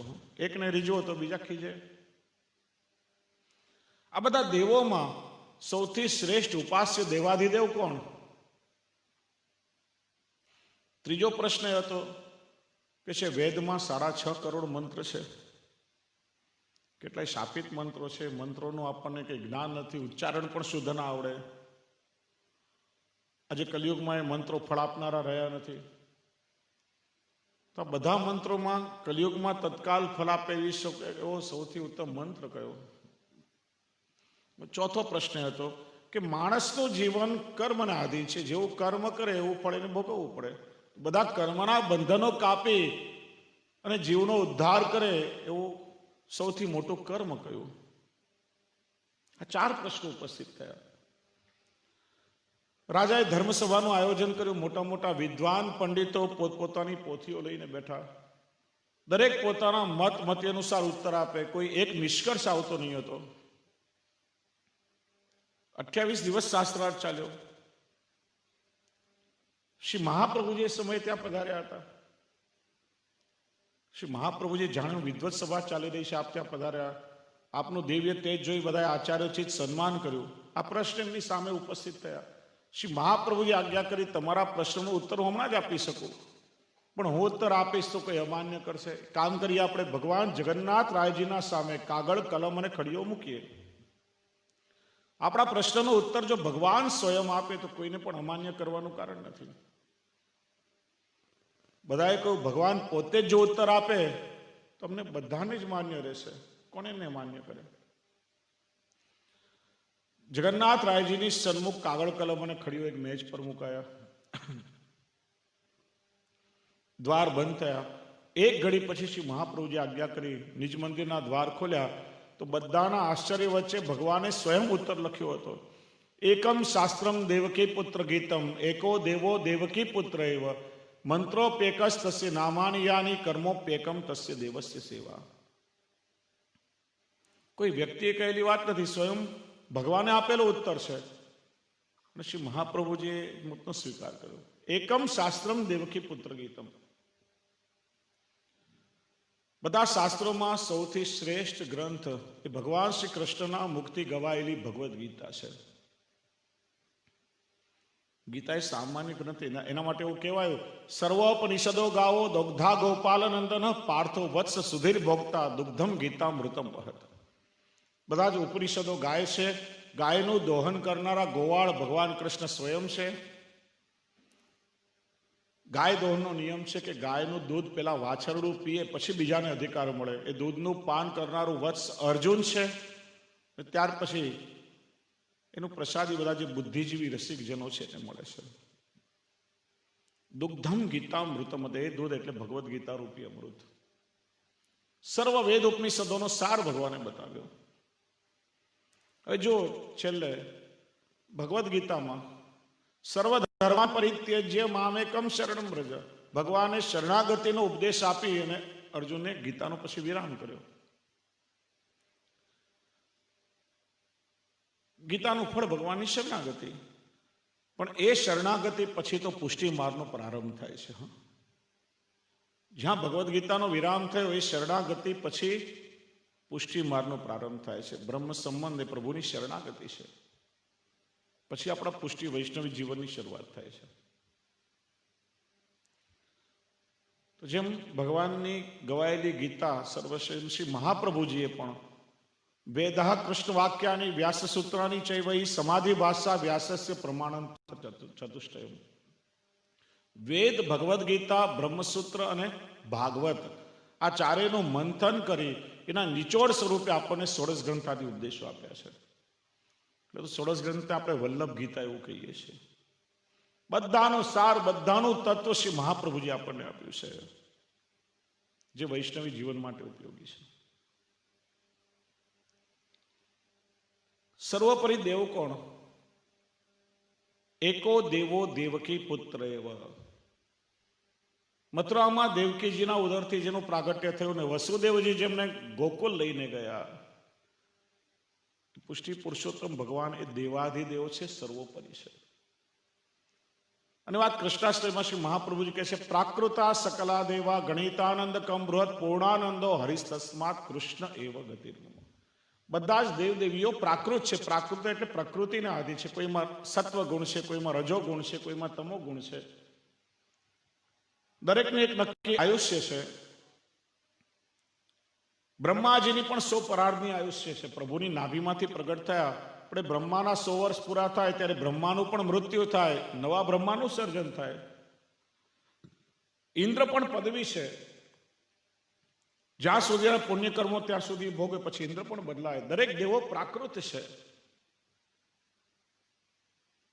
તૈત્તિરીય ઉપનિષદના આનંદવલ્લી પ્રકરણમાં આનંદની માત્રા બતાવી છે. વેદની શ્રુતિઓએ આનંદ ગણતા ગણતા મનુષ્યનો અમુક આનંદ, યક્ષોનો આટલો આનંદ, એનો અમુક આનંદ, ગંધર્વોનો આટલો આનંદ, એમનો અમુક આનંદ, રાક્ષસોનો એમનો અમુક આનંદ, દેવોનો આટલો આનંદ, જ્યારે અક્ષર બ્રહ્મ સુધી પહોંચે ત્યાં સુધીનો આનંદ ગણી શકીએ. પણ એ જ્યારે ગૌલોક ધામમાં પરબ્રહ્મ સુધી પહોંચે ત્યારે નેતિ નેતિ કહેવા લાગી. ન ઇતિ ન ઇતિ, એ પ્રભુનો આનંદ ગણવાનું સામર્થ્ય અમારામાં નથી. કેમ કે પૂર્ણાનંદ છે. પૂર્ણાનંદ એટલે પૂર્ણમાંથી પૂર્ણ કાઢી લો તો પણ પૂર્ણ જ બચે, ક્યારે ઘટે જ નહીં. કેવલ કૃષ્ણ પૂર્ણાનંદ છે. તમે ભાગવતજીમાં 24 અવતારોની કથા સાંભળો છે. કોના અવતારો છે? એ બધા જ કૃષ્ણના અવતારો છે. અને આ વાત પુરુષોત્તમ સહસ્ત્રમાં શ્રી મહાપ્રભુ કહે છે, અનંતા એવ કૃષ્ણસ્ય લીલાનામ પ્રવર્તિકા ઉક્તા ભાગવતે ગૂઢા પ્રકટા આપી કુત્રચિત. કૃષ્ણએ જુદા જુદા નામ અને સ્વરૂપ ધારણ કરીને જે અવતારો પ્રગટ કર્યા એ લીલા ભાગવતમાં વર્ણવવામાં આવી છે. કૃષ્ણ એ અવતારી છે, બીજા બધા એના અવતાર છે. કૃષ્ણ અંશી છે, બીજા કૃષ્ણના અંશ છે. પોતાના અંશમાંથી કૃષ્ણએ બીજા અવતારો પ્રગટ કર્યા છે, અવતાર કાર્ય કરવા માટે. એટલે શ્રી મહાપ્રભુજી આજ્ઞા કરે છે કે નાના મોટા અવતારોને ભજવાના બદલે તમે મૂળને જ પકડી લો ને. એ સર્વોપરી છે, સર્વસમર્થ છે અને એટલા કૃપાળુ છે. તો એને છોડીને બીજે બધે ભટકવાની, અન્યાશ્રય કરવાની શું જરૂર? દયારામભાઈ ભક્તિ પોસ્ટરના ચંદ્રાવળામાં વાત બહુ સુંદર સમજાવે છે. મૂળ સિંચે વૃક્ષ સિંચાય, પ્રતિ શાખા જળ સિંચતા તરુવર તૃપ્તિ ન થાય. કોઈ ઝાડના મૂળમાં તમે પાણીનું સિંચન કરો તો આખા વૃક્ષને પોષણ મળે, લીલું છમ રહે. પણ મૂળ સુકારે ને તમે ડાળીને પાંદડામાં ગમે એટલું પાણી છાંટો તો એ વૃક્ષ ગરમાઈ જશે. એમ કૃષ્ણ મૂળ. તમે જ્યારે ઘરમાં કૃષ્ણની સેવા કરો છો તો બધા દેવ દેવીઓનો એમાં આપોઆપ સમન્વય થઈ જાય છે. આ બધા જ દેવ દેવીઓ કૃષ્ણના અંગભૂત છે. તમે અન્ય કોઈ દેવદેવીની ઉપાસના કરો, તમે ગણેશજીની પૂજા કરો તો એમની સ્વતંત્ર ભક્તિ છે. કોઈ દેવીની ઉપાસના કરો તો એમની સ્વતંત્ર પૂજા છે, એમાં કૃષ્ણની ભક્તિ નહીં થાય. પણ તમે કૃષ્ણની સેવા જ્યારે કરો તો આ બધાનો એની અંદર સમન્વય થાય. એટલે તો એ કુરુક્ષેત્રના મેદાનમાં ગીતાનો ઉપદેશ આપ્યા પછી ભગવાને અર્જુનને વિરાટ સ્વરૂપનું દર્શન કરાવ્યું છે. સમગ્ર બ્રહ્માંડ મારા અંદર છે, તમામ અવતારો એ મારા પોતાના છે, બધાનો મૂળ હું છું. ભગવાને અર્જુનને દર્શન કરાવ્યું. અને શ્રી મહાપ્રભુજી એવું સર્વોપરી તત્વ આપણા માથે પધરાવ્યું છે. વૈષ્ણવો કેટલા ભાગ્યશાળી છે આપણે. એને છોડીને પછી જાતે ભટકવાની, અન્યાશ્રય કરવાની શું જરૂર? એટલે શ્રી મહાપ્રભુજી ભારપૂર્વક છે કૃષ્ણ એવ ગતિર્મમ, એ કૃષ્ણના ચરણનો આશ્રય કરો. એ સર્વોપરી છે, સર્વસમર્થ છે, સર્વજ્ઞ છે, સર્વત્ર છે, અંતર્યામી છે. એના ચરણ પકડશો, એના ચરણનો આશ્રય કરશો તો સહજમાં એ તમારા પર કૃપા કરશે. ભાગવતજીનો 6ઠ્ઠો સ્કંદ પુષ્ટિ લીલા છે, પોષણ લીલા છે. કૃપાના કેટલાય ઉદાહરણો એમાં બતાવ્યા છે. અજામિલ ખૂબ પાપી હતો, દુરાચારી હતો. અંત સમયમાં કેવલ પુત્રને બોલાવવા માટે 3 વાર અનાયાસે નારાયણનું ઉચ્ચારણ કર્યું અને ભગવાન એવી કૃપા કરી કે કરેલા કર્મોનું ફળ ભોગવ્યા વગર ભગવાને સહેજમાં ઉદ્ધાર કરી નાખ્યો. વૃત્રાસુર અસુર હતો, આસુરી સ્વભાવનો હતો. ઇન્દ્ર વજ્ર લઈને મારવા આવ્યો ત્યારે પ્રભુના ચરણ પકડી લીધા, પ્રભુના શરણમાં આવ્યો. અને ઇન્દ્ર વજ્રથી મારે પેલા તેની આત્મજ્યોતિ નીકળીને પ્રભુમાં વિલીન થઈ ગઈ. જો જેને જેને ભગવાને માર્યા છે એ બધાનો મોક્ષ થયો છે. કોઈને કર્મોના ફળ નથી ભોગવવા પડ્યા. આ પ્રભુની કૃપાલુતાની તો બીજું શું? આ જગતમાં કોઈ સાધન નથી કે જે કર્મના બંધન કાપી શકે.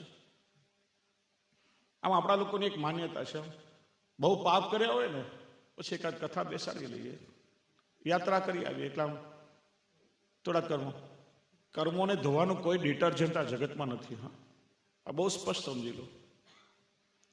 સારા અને ખરાબ બંને કર્મોના ફળ ભોગવવા જ પડે છે અને એનું જ પરિણામ જીવનમાં આવતા સુખ અને દુઃખ છે.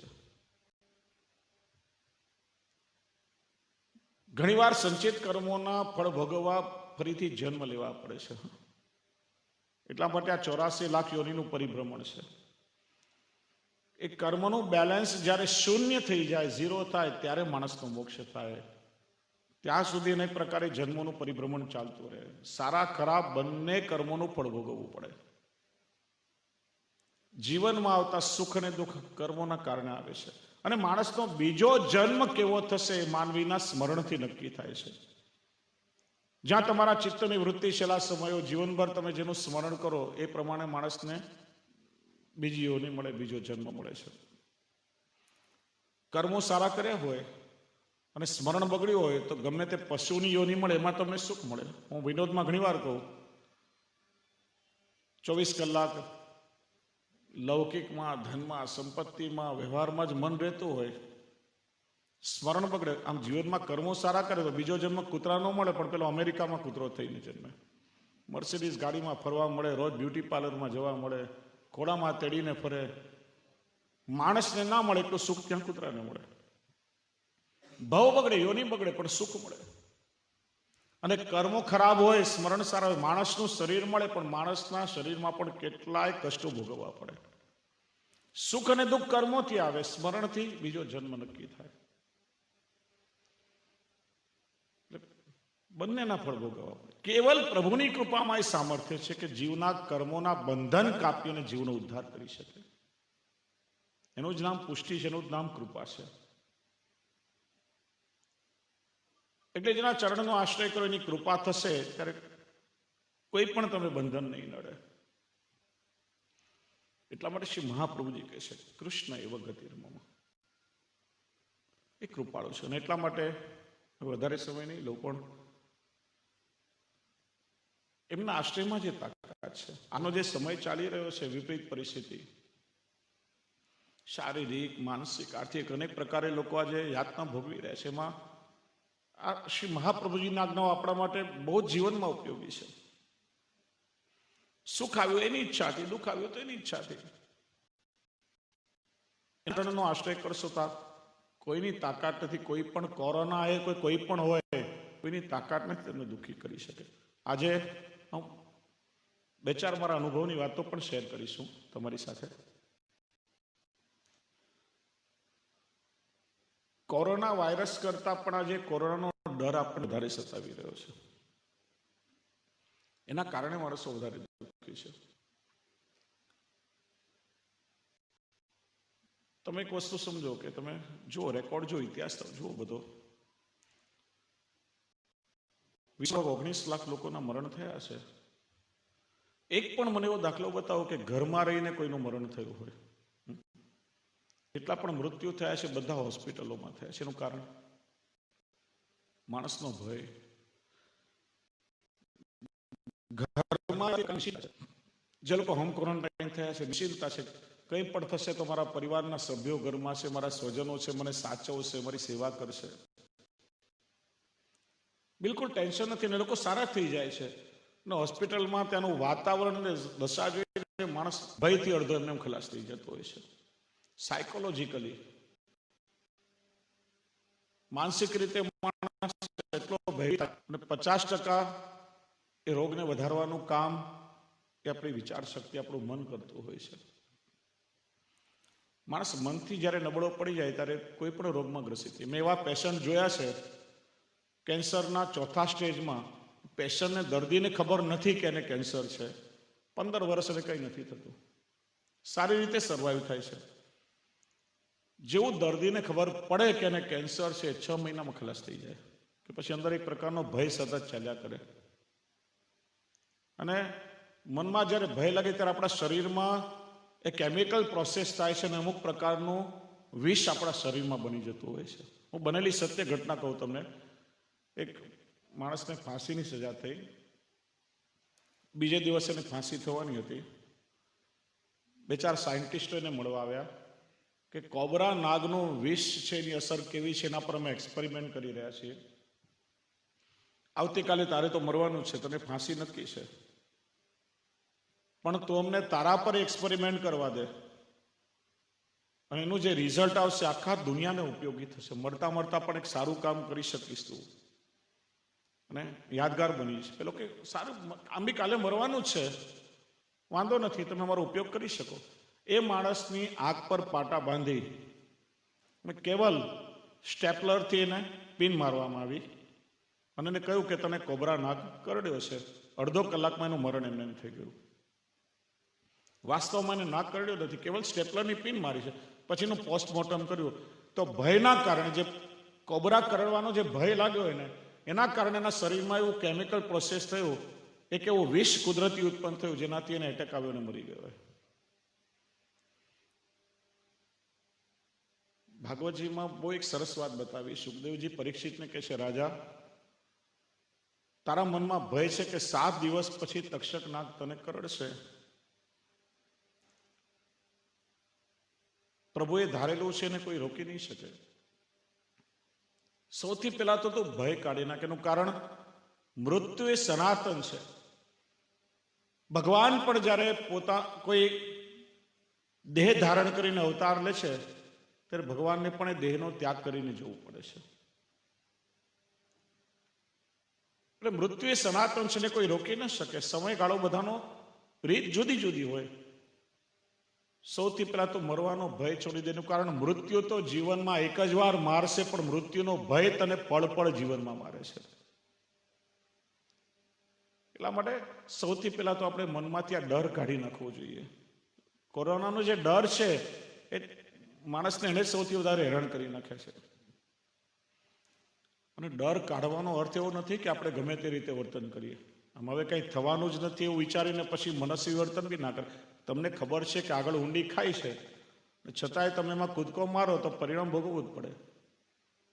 ડર કાઢવાનો મતલબ એ છે કે ખોટો ભય ના રાખો, પણ સાવધાની રાખવી તમારા માટે. અત્યારે જે રીતે તમે બેઠા છો બહુ ખોટું છે. બધાને માસ્ક કમ્પલસરી હોવું જ જોઈએ. આજે પબ્લિકને આપણે લોકો જોઈએ, ટીવીમાં જોઈએ, તમે ન્યૂઝ ચેનલો જો તો એવું લાગે કે દુનિયામાં કોઈ બચવાનું જ નથી, ને પબ્લિકને જો તો લાગે કોઈ મરવાનું જ નથી. કેટલી કોન્ટ્રોવર્સી છે. સાવધાની તમારા માટે જરૂરી છે. કેમ કે કોરોનાની વેક્સિન આવી ગઈ છે, પણ હજી સુધી એક્સપેરિમેન્ટ લેવલમાં જ છે. દુનિયામાં ઘણી જગ્યાએ આપવાનું ચાલુ કર્યું, પણ એના વિપરીત પરિણામ પણ આવી રહ્યા છે. અને આપણા સુધી પહોંચતા હજી વાર લાગશે, મહિનાઓ લાગશે. અને એની કોઈ બીજી દવા હજી સુધી આવી નથી. એટલે એવું ના સમજશો કે કોરોના ચાલ્યો ગયો છે ને અમને કંઈ થવાનું નથી. ડર કાઢી નાખો, પણ સાવધાની બધા માટે જરૂરી છે. સાવધાની રાખશો, તમે પોતે બચી જશો ને ઘરના પરિવારના લોકોને સારું રહેશે. આજે લોકડાઉન બધા ખુલી ગયા છે. સામાન્ય સ્થિતિમાં આપણે બધા જે ઘરની બહાર જઈ રહ્યા છીએ, ક્યારે કોણ ક્યાંથી વાયરસ લઈને આવીને લગાડશે ખબર નહીં પડે. તમારી બોડી ઇમ્યુન હશે તો તમને નહીં લાગે, પણ ઘરમાં વડીલો છે, વૃદ્ધ બાળકો છે નાના, એને કોરોના લગાડવામાં તમે કેરિયર ચોક્કસ બની જશો. એ તમારા માથે આવશે.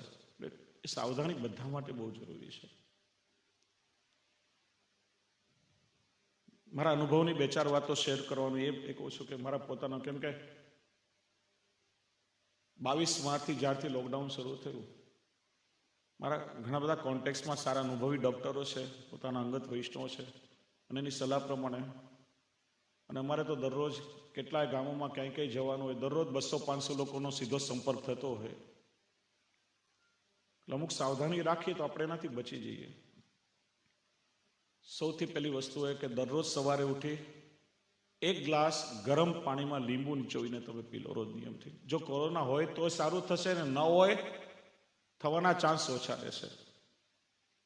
તમારું બોડી એટલું ઇમ્યુન બનશે કે કદાચ કોઈનો વાયરસ લાગે તો માઇલ્ડ થઈને નીકળી જશે, તમારે જરાય દુઃખી નહીં થવું પડે. અમારા અનુભવની વાત તમારી સાથે શેર કરું છું, ઉપદેશ નથી આપતો. 1 ગ્લાસ લીંબુ ગરમ પાણીમાં, લીંબુ તમારા શરીરમાં વિટામિન સી વધારશે, જેનાથી ઇમ્યુનિટી વધશે. અને ગરમ પાણી હશે તો એ લીંબુ શરદી નહીં કરે, તમારા કફને કાપશે. હમણાં થોડો ટાઈમ ઠંડુ બિલકુલ છોડી દો તમે.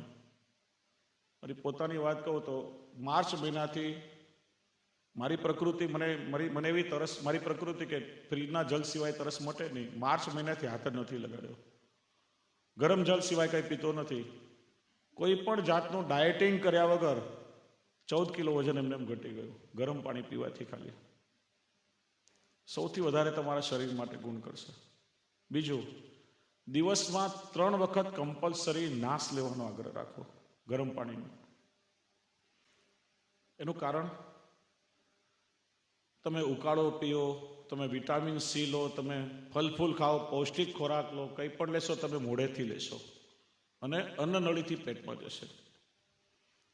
એનાથી કોઈ વાયરસને તમે અટકાવી નહીં શકો. બહુ તો એ તમારી ઇમ્યુનિટીને વધારશે, રોગ પ્રતિકારક ક્ષમતા વધારશે. જ્યારે કોરોના વાયરસ નાક અને મોઢાથી શ્વાસ નળીમાંથી અંદર જાય છે. ક્યાંય પણ તમે કોઈ પણ પોઝિટિવ પેશન્ટના કોન્ટેક્ટમાં આવ્યા તો 4 થી 6 કલાક એ વાયરસ તમારા ગળામાં રહેતા હોય છે. તો દિવસમાં તમે 3 વાર જો ગરમ પાણીની નાશ લેશો, 80 ડિગ્રીથી ઉપર ટેમ્પરેચર પાણી ગરમ હોય ને એની વરાળ તમે મોઢેથી, નાકથી શ્વાસ લઈને મોઢેથી કાઢો, મોઢેથી લઈને નાકથી કાઢો, એ પ્રક્રિયા કરશો તો કોરોના વાયરસ જે શ્વાસ નળીમાં છે સ્ટેરાઇલ થઈ જશે અને પેટમાંથી મળ દ્વારા બહાર નીકળી જશે, તમને ઇફેક્ટ નહીં કરે. આના સિવાય બીજો કોઈ ઉપાય નથી. દરરોજ સવારે તપેલીમાં 1 ચમચી ચાની ભૂકી, 1 ચમચી અજમો, 5-6 પત્તા પુદીનાના અને 4-5 લવિંગ નાખી પાણીને ઢાંકી તપેલીને એકદમ ખૂબ વરાળ થાય એટલે શાલ કે ગોદડું ઓઢીને તમે ગરમ પાણીની નાશ લો.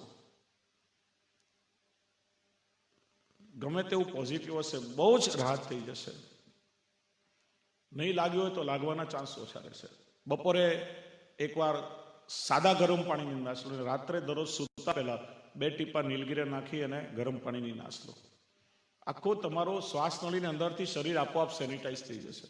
આ સૌથી મોટો ઉપાય છે. અને દિવસમાં 2 વાર ઉઠીને રાતે સૂતા પહેલા ગરમ પાણીમાં 1 ચપટી મીઠું ને 1 ચપટી હળદર નાખીને ગરારા કરો, એનાથી ગાર્ગલ કરો. આ 3 વસ્તુ કરશો તો તમારા માટે બહુ ઉપયોગી છે. બીજું, જે સેલ્ફ ડિસ્ટન્સિંગ છે, એકબીજાથી દૂરી રાખવાની, એ જાળવો અને મોઢા પર માસ્ક કમ્પલસરી પહેરો, બહુ જરૂરી છે. તો બધો ભય નીકળી જશે, તમે સ્વસ્થ રહેશો. અને એટલા માટે કહું છું કેમ કે આપણા માર્ગમાં, પુષ્ટિ માર્ગમાં, આ શરીર આપણું પોતાનું નથી, પણ આપણું શરીર પ્રભુની સેવાનું સાધન છે. જેમ આપણે ઘર ચોખ્ખું રાખીએ છીએ, કપડાં ધોઈએ છીએ, પાત્રો માંજીએ છીએ, આપણું શરીર પણ પ્રભુની સેવા માટેનું સાધન છે. એટલા માટે સ્વસ્થ અને નિરોગી રહીશો તો ઠાકોરજીની સેવા તમે સારી રીતે કરી શકશો. આ બધી વસ્તુ આપણા ધર્મના મૂળમાં બતાવી છે. અને આજે જાણે અજાણે આખા વિશ્વના લોકો એની તરફ વળ્યા છે. આ વર્ષ બહુ ખરાબ છે, ઘણો વિનાશ થયો, એક પ્રકારનો નૈમિત્તિક પ્રલય કહી શકાય. પણ જ્યારે જ્યારે કોઈ પ્રલય કે વિનાશ થાય છે ને એના પછીનું પ્રભુનું સર્જન પણ બહુ ઉત્તમ હોય છે. દરેક વિનાશ પછીનું સર્જન વધારે સારું હોય છે.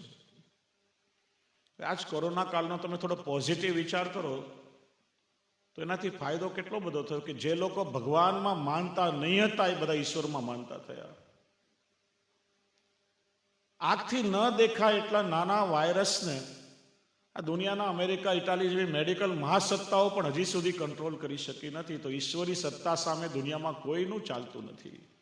જગતના લોકો આજે માનતા થયા છે, પ્રભુમાં વિશ્વાસ આવ્યો. જાણે કે અજાણે આપણા હિન્દુ વૈદિક ધર્મમાં બતાવેલી આપણી પુષ્ટિ માર્ગ, એ આચાર વિચાર પ્રણાલીનું બધા પાલન કરતા થયા છે. શ્રી મહાપ્રભુજીએ કોઈ પણ વાત એમને નથી બતાવી. અમેરિકાનો બહુ મોટો વૈજ્ઞાનિક આલ્બર્ટ કોરોને, થોડી વાર બંધ કરી દો તો સારું. આલ્બર્ટ કોરોને અને વિશ્વના તમામ સંપ્રદાયોની સાધન પ્રણાલીનો ઊંડો અભ્યાસ કર્યો અને પછી પોતાની પુસ્તક સાયન્સ ઓફ રિલિજિયન એમાં એને કોટ કર્યું કે મેં દુનિયાના તમામ ધર્મોનો અભ્યાસ કર્યો, પણ મને લાગ્યું કે મહાપ્રભુ શ્રી વલ્લભાચાર્યજી બહુ મોટા દાર્શનિક અને તત્વચિંતક હોવાની સાથે એમણે પોતાના સંપ્રદાયની દરેક ક્રિયામાં વિજ્ઞાનને બહુ સારી રીતે વણી લીધો છે. તેઓ હંમેશા શ્વેત વસ્ત્ર ધારણ કરતા, કેમ કે સફેદ કપડામાં જલ્દી કોઈ પણ વાયરસ કે બેક્ટેરિયા લાગતા નથી. શ્રી વલ્લભાચાર્યજી સ્વયં પાકી હતા, પોતાના હાથે રસોઈ સામગ્રી બનાવી ઠાકોરજીને ભોગ ધરીને લેતા. કેમ કે પોતાના હાથે જ રસોઈ બનાવીને પ્રભુને ધરીને લઈ તો કોઈના પણ હાથના બીજાના હાથના વાયરસ કે જમ્સ આપણને ન લાગે, અને બીજા ગમે તેના હાથનું આપણે ખાઈએ તો એની ઉર્જા અન્નમાં ભળે અને એના જેવા વિચાર આપણા થઈ શકે છે.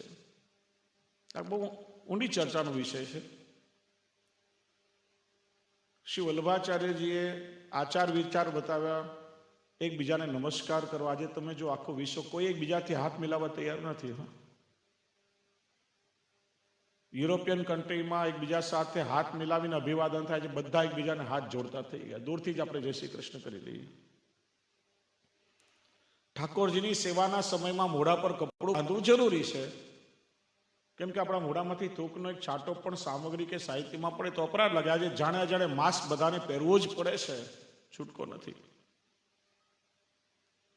જૂના સમયમાં આપણે ઘડી ઘડી હાથ ખાસા કરીએ તો કે વેવલા થઈ ગયા છે, શું ઘડી ઘડી હાથ ધોવાના? આજે ન છૂટકે ઘડી ઘડી તમારે હાથ સેનિટાઈઝ કરવા પડે છે કે નહીં? આપણે જેને અપરસ કહીએ છીએ કે અપવિત્ર વ્યક્તિ કે વસ્તુને ના અડકવું, આજે સોશિયલ ડિસ્ટન્સિંગના નામે બધા જ આજે અપરસ પાડી રહ્યા છો કે નહીં? બહારથી આવીને અમારા વડીલો કહેતા, અમારા વખતમાં સ્કૂલમાં ભણીને ઘરે આવીએ ત્યારે કપડા સાથે બાથરૂમમાં માથા બોળ સ્નાન કરી નીકળવું તો જ ઘરમાં આડી શકાય. કારણ કે બહાર અનેક વ્યક્તિઓનો સ્પર્શાસ્પર્શ થાય, કેટલાય જાતના વાયરસ કે જમ્સ આપણને લાગે. આજે હેલ્થ ડિપાર્ટમેન્ટ, આરોગ્ય ખાતાવાળા કહે છે તો બધા કરી રહ્યા છો કે નહીં? ન છૂટકે જાણે કે જાણે બધા લોકો આજે આપણી પુષ્ટિ માર્ગ, આચાર વિચાર પ્રણાલી એનું પાલન કરતા થઈ ગયા છે. એ મોટો ફાયદો થયો. બીજું, પોણા ભાગનું જીવન આપણે લોકોએ રૂપિયા કમાવામાં, લૌકિક વ્યવહારોમાં, દોડાદોડીમાં એમને વેડફી નાખ્યું. ઘરમાં ઠાકોરજી બિરાજે છતાંય પ્રભુના ચણસ્પર્શ કરવાનો સમય નથી. ત્યારે ઠાકોરજી કહ્યું કે મને છોડીને દુનિયામાં કેટલું ભટકીશ. એવું લોકડાઉન આપ્યું કે ઘરમાં રહીને પ્રભુની નજીક રહેવાનો અવસર આપણને મળી ગયો. જે લોકોને ચણસ્પર્શ કરવાનો ટાઈમ નહોતો એ પણ ઘરમાં આજે પ્રભુની સન્મુખ થવા લાગ્યા, સેવા કરતા થયા. કોરોનાનો ત્રીજો ફાયદો એ થયો કે પુરુષો વાસણ માંજતા, કપડાં ધોતા શીખી ગયા, ઘરમાં ઝાડુ પોતા કરતા આવડી ગયું. જે બહેનોને ઘરમાં રસોઈ નહીં આવડતી હતી,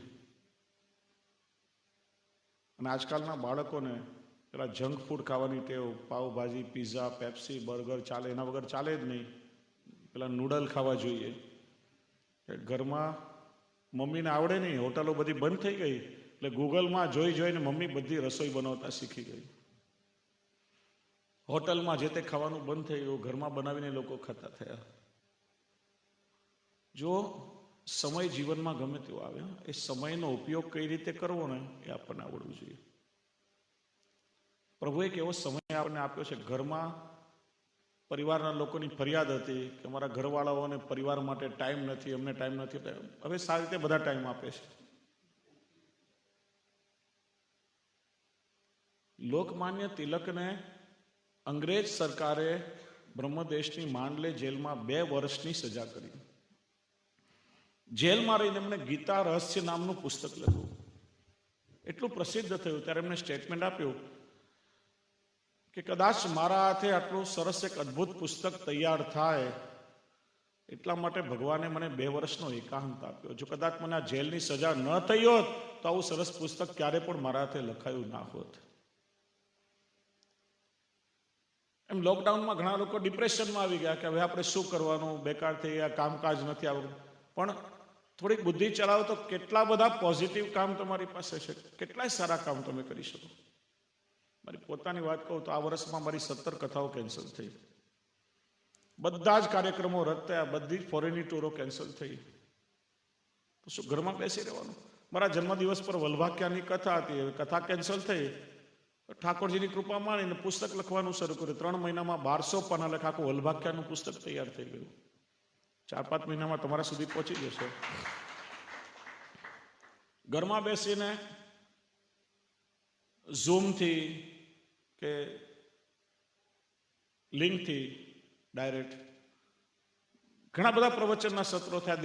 દેશ વિદેશના કેટલાય લોકોને એનો લાભ મળ્યો. એટલે જો તમારું માઇન્ડ પોઝિટિવ હશે તો કેટલાય સારા કામ તમારા થઈ થશે. એટલે બિલકુલ નેગેટિવિટી કાઢી નાખો. શું થશે અને કોરોનાના એ બધું મનમાંથી કાઢી બિલકુલ એનો ભય ના રાખો, સાવધાની રાખો. પ્રભુની કૃપા સમજીને જે સમય તમને મળ્યો છે સમયનો સદુપયોગ કરતા તમે થાઓ. મોટા ભાગનો સમય નીકળી ગયો છે. 1-2 મહિનામાં સારો સમય ચોક્કસ આવશે. ઠાકોરજીને વિનંતી કરું કે આપ સૌના પર ઠાકોરજીની ખૂબ કૃપા થાય. આપ સ્વસ્થ રહો, નિરોગી રહો, પ્રભુની સદાય સન્મુખ રહો, ધર્મપરાયણ બનો. સમયનો સદુપયોગ, ઘરમાં રહીને બાળકોને કીર્તન શીખડાવો, સારા સત્સંગના પુસ્તકોનું વાંચન કરાવો, 84-252 વૈષ્ણવની વાર્તા કહો, પ્રભુની સેવા કેમ કરવી એ બાળકોને સમજાવો. તમને સમજ પડશે ને બાળકોને પડશે. સમયનો તમે સારો સદુપયોગ કરી શકો. તો આપ સૌના પર ઠાકોરજીની ખૂબ કૃપા થાય. આપ સૌની રતિ મતિ ગતિ પ્રીતિ કૃતિ નિરંતર ઠાકોરજીના ચરણારવિંદ મારે. આપ સૌને ઠાકોરજી સ્વસ્થ રાખે એટલું જ કઈ વાણી ઠાકોરજીના ચરણોમાં સમર્પિત કરું. બોલીએ શ્રી વલ્લભાધીશ.